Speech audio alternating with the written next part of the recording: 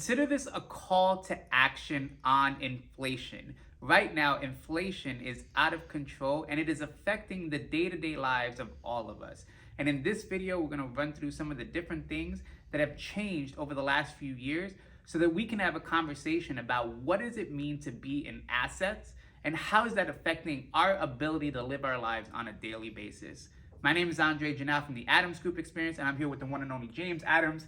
And today we're covering inflation, and hopefully by the time this video is done, you're going to have a call to action that makes a ton of sense to at least take an initial step in a direction so that you're not as negatively impacted by what's going on with our money as you would be if you didn't watch this video. So make sure you stay all the way through and figure out how is it that you can beat this persistent bug of inflation that's going on. So James, we're talking inflation today, a little bit different topic than what we've talked about in the past. Yep. But I think one of the things that caught my attention is, purchasing power and looking at things and how things have gotten way more expensive, not just in real estate, but also in our day-to-day living. Yep. And the impact that's had on our clients, ourselves, our families, the people that we deal with. And it got me down this rabbit hole of what's been changing and what's going on?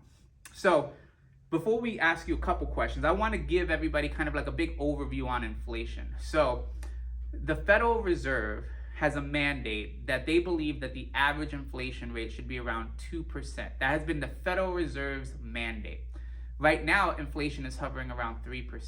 But what that basically is saying, there is an acceptable 2% per year minimum devaluation of our purchasing power, our money and what it does for us. And what does that mean? It means that every year, so if you had $1 this year, next year it's worth 98 cents. Yep. And every year after that, it compounds. And that impact, not just in real estate, but in our bank accounts, in our lives and other things we do, are greatly affecting not only our county, but also Florida and other hot markets that have seen a crazy amount of appreciation over the last couple of years. Yep. So James, when we were talking about inflation, what came to mind to you? So yesterday we went to Epcot on the way home. Braden wanted to get McDonald's, of course. Right.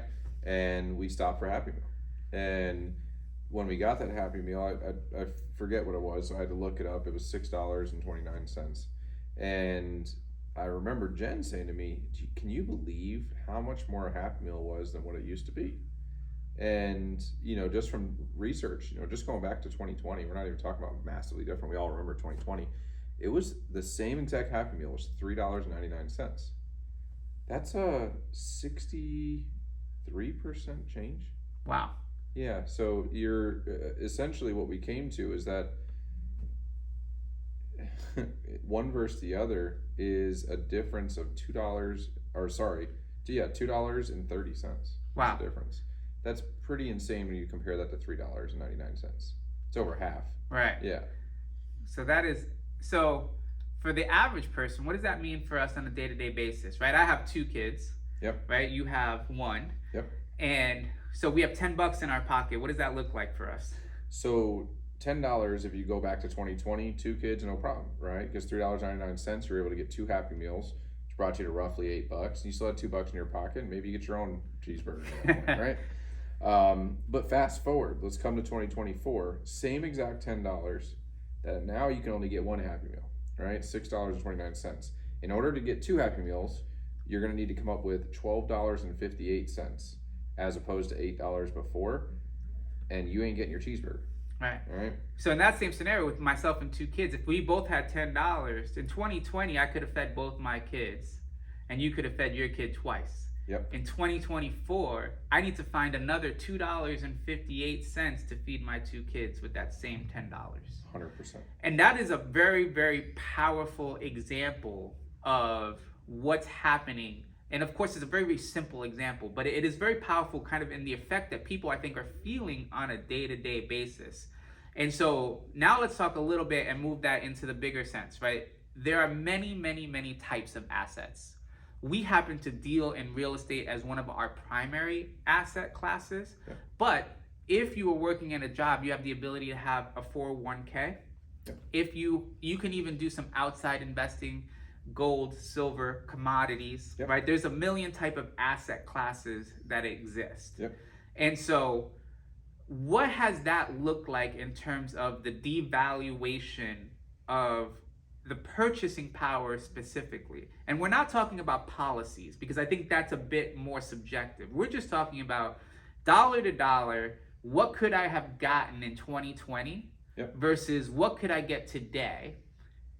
And once you're disgusted enough on that, because it's awful, Yep. how can we fix it? Yep. Right? So tell me about that. So now, asset class, you've got some numbers here. What does it look like? So I think what you just kind of hit it out of the park. Like, what we're talking about is the money sitting in the bank. And obviously, we just broke it down. Like, our purchasing power is hurting. Our ability to do the things that we want to do are hurting. And in some cases, our ability to do the things that we need to do are hurting. Like, we're talking about people being able to afford to feed their kids, which is a real problem right now.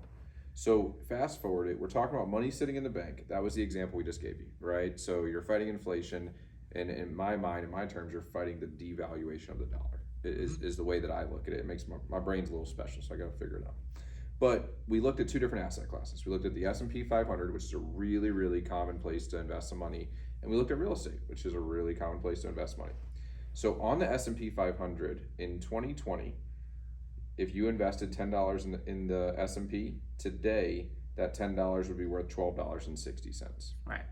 Ironically, the cost of 2 Happy Meals comes out to $12.58. So if that money was sitting, instead of sitting in your bank account, if it was sitting in the S&P 500, you have now accounted for that delta, right? Like you have now kept up with inflation. You still can't get the cheeseburger, right? But you have kept up with it, and that's what we're talking about. Is how I think you have a great example that you're going to go to here in a second. But let's keep it going here. Inside of real estate in 2020. Can't break this down into $10, but let's keep it on that for percentage increases. The median home sale price in Hernando County back then was $206,555. Today it's $325. What that breaks down is a 37% difference, which means that your $10 that was sitting in your bank account, instead of it was sitting in real estate, it would now be worth $13.70. Right? And I think that understanding how when your money is sitting in an asset, our call to action, our encouragement here inside of this video, it may not be to invest in real estate, but there are a lot of people in your world right now that you can reach out to that would help you to figure out where you can invest to, whether it's through your employer, whether it's through somebody that deals with wealth management when it comes to things outside of real estate. And if it's inside of real estate, it comes to us, right? Like, let's have a conversation about how to build wealth through real estate.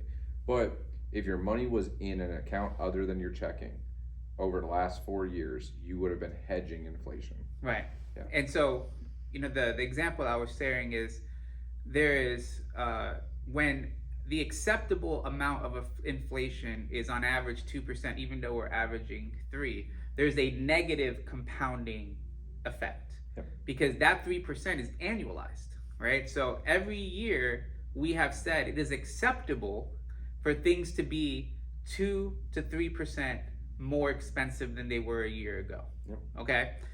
So just as an example, and because my grandfather came from Puerto Rico, old school, worked in a factory, kind of money under the mattress kind of guy, right? Didn't really understand the stock market, didn't really understand all of that stuff. He was like, cash is king, right? Cash is king. Yep. That was like his motto. And he's like, and he ironically really, I think, did save some of it under his mattress, right? In the old ways. And so if you looked back 1920, over 100 years ago, that $1 today, if you had $1 then and did nothing with it, would have the equivalent purchasing power of 6 cents in 100 years. So the purchasing power over the last 100 years of our money has lost 98% of its value.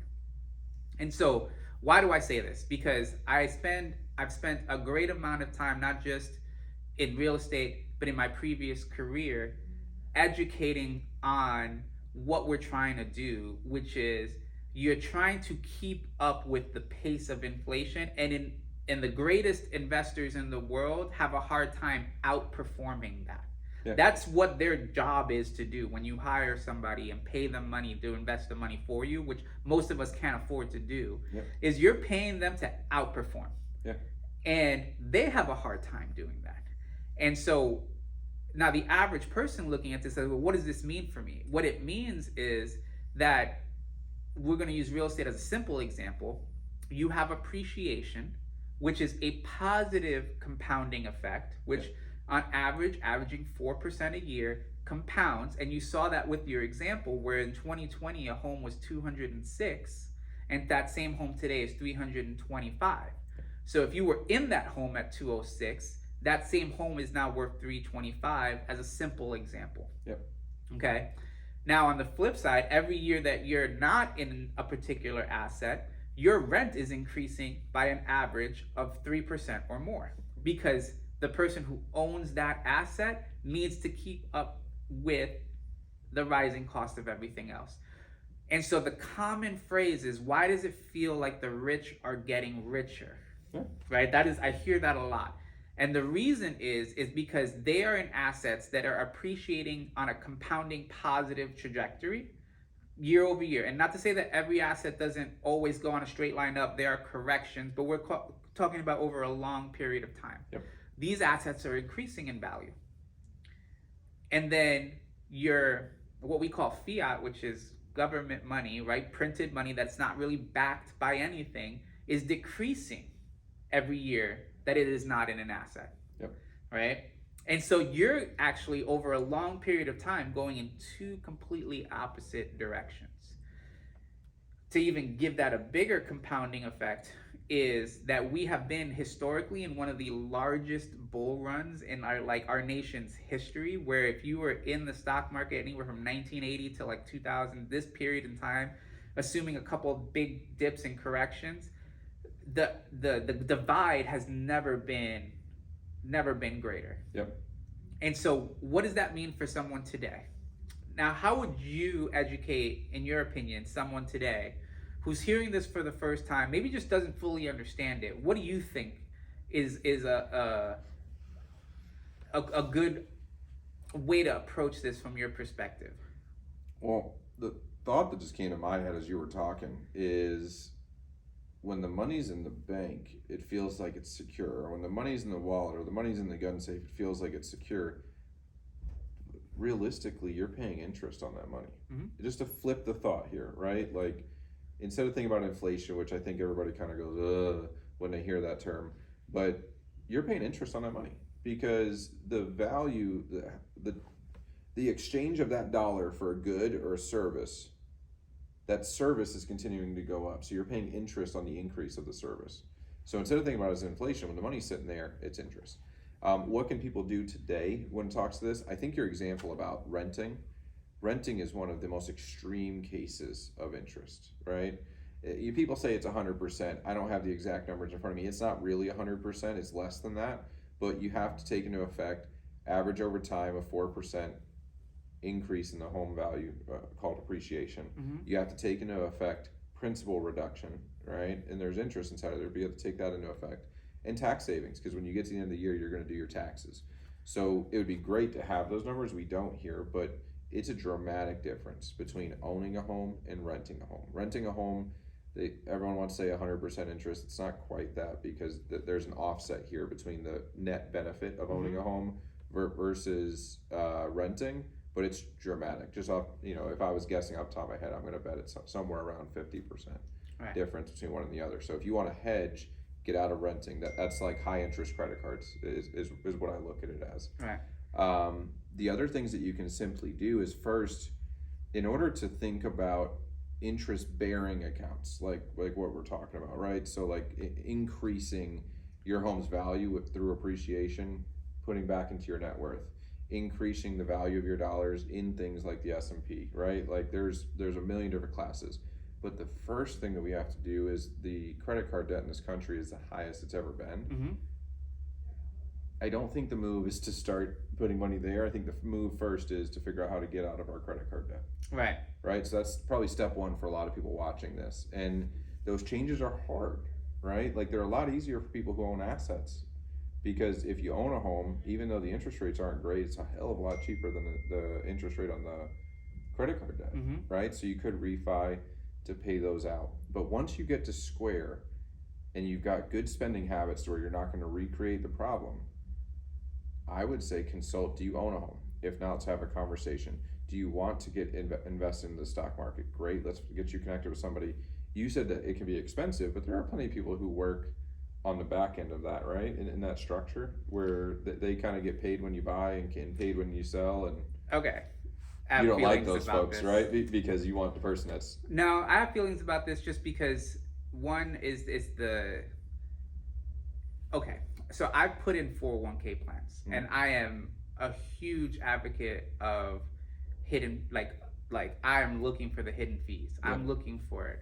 And so asset managers are probably not going to like me for saying this. Yeah. But if somebody presents something as an asset-based fee, so like in very, very simple terms, is how much does it cost you, the participant, to have this money in this account? And so you have active management and passive management, right? So Vanguard is probably one of the largest index fund providers. So for those who don't know, the S&P 500 is a basket of the 500 top companies in the US, and they're weighted based on their kind of what they call market cap. And so if you buy a Vanguard fund, your asset management fee is probably 0.14 or 0.04. It's very, very minimal. Yep. Now, you hire somebody to actively manage this, they might charge you 1%. And that doesn't seem like a lot. Guess what? 1% compounded year over year over year is going to take away from your potential earning, because that's 1% less of of the value. Again, negative compounding. Yep. And so for most people, simple is always better.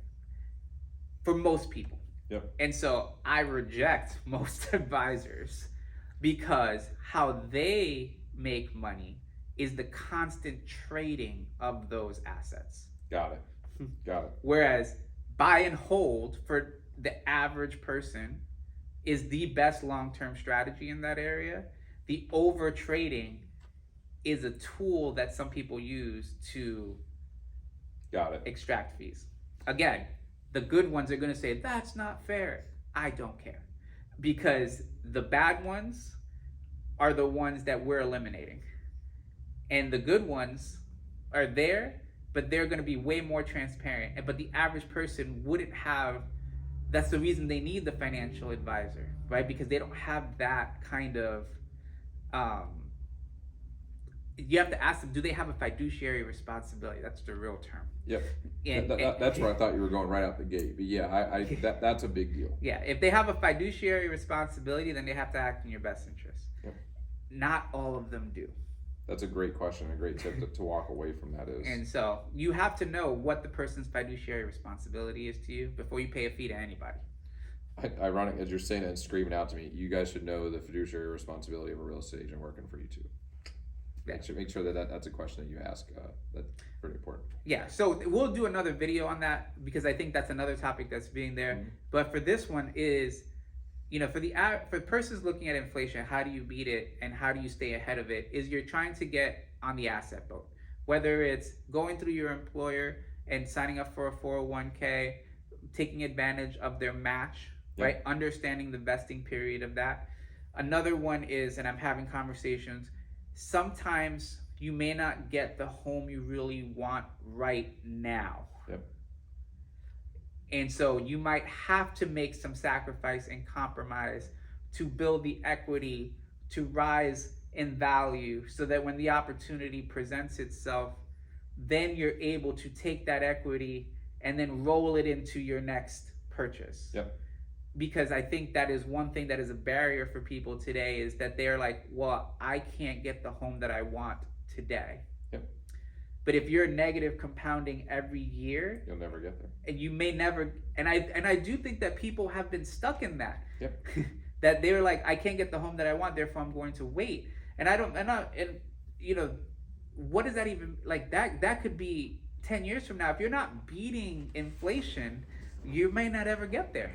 Well, that's a little bit of a luxury thing, right? Like when just to take a pause out of there, they're comfortable inside of the home that they're renting, and in some cases, the home that they could buy may be less than what they're currently renting. Right? So they don't want to move from this and then change the way that they have to live, which I think is the American problem. Mhm. The American problem is that we don't want to make the sacrifices that lead to the gains that create an easier life later in life, right? And that's literally what's happening inside of that, is they don't want to sacrifice their current living condition to create a more favorable situation here in 5 years or 10 years. Um, that is the bane. When I think about that, that's one of the banes of our society. It's a funny thought that brought to me. Well, and that's where we started. Like, there's a saying, and this is, I grew up lower middle class, lower working class, poor, borderline poor, ate the government, like all the things. And somebody said, and this is probably going to ruffle more feathers too, when poor people miss the boat, they miss the boat. When rich people make the boat, they make the boat come back. Yep.